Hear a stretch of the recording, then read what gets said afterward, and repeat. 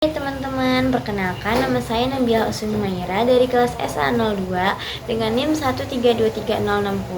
Di sini saya akan membahas materi tentang model OSI atau materi yang menjelaskan bagaimana cara mengirim data dari suatu perangkat ke perangkat lainnya dengan menggunakan komunikasi peer-to-peer.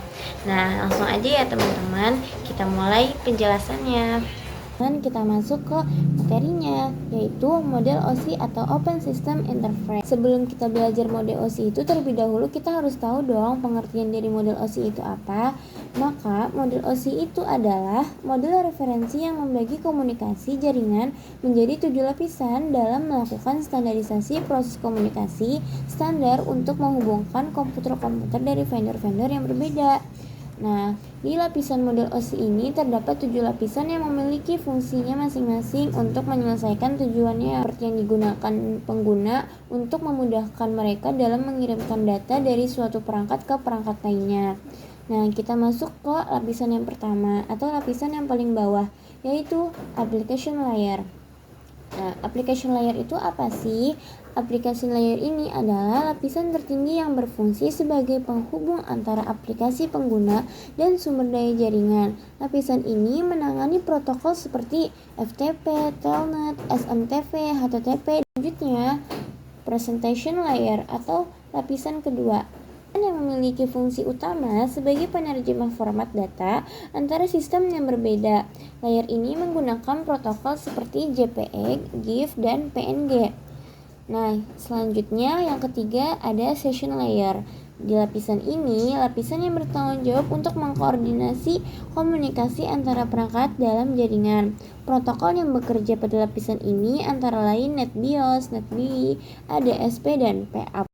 Nah, di lapisan transport layer bertanggung jawab untuk memastikan pengiriman data antara perangkat untuk mengelola koneksi lapisan dan menggunakan protokol seperti TCP, UDP. Selanjutnya, di lapisan network layer, lapisan ini bertanggung jawab untuk routing dan pengiriman paket data antar jaringan. Protokol utama yang digunakan di layar ini adalah IPX yang dikembangkan oleh Novell. Lapisan physical. Di lapisan ini adalah lapisan yang bertanggung jawab atas koneksi fisik antar perangkat dalam jaringan. Lapisan ini mengkodekan data binar menjadi sinyal yang dapat ditransmisikan melalui media seperti kabel, transceiver, dan konektor. Selanjutnya, di lapisan yang terakhir ini yaitu lapisan physical layer. Setelah kita membahas 7 lapisan tersebut, maka kita akan membahas bagaimana sih cara kita mengirim data dari satu perangkat ke perangkat lainnya. Nah, dengan memanfaatkan komunikasi peer-to-peer, data yang dikirim harus melewati 7 lapisan agar perangkat yang berbeda bisa berkomunikasi dengan baik menggunakan standar yang sama. Karena itu, tiap lapisan memiliki tugas masing-masing dan bekerja sama untuk memastikan data yang bisa dikirim dan diterima dengan benar. Dengan model OSI, komunikasi antar perangkat dalam jaringan menjadi lebih terstruktur dan lancar. Nah, setelah kita membahas model OSI, kita juga ingin tahu dong perbedaan antara model OSI dengan model TCP or IP.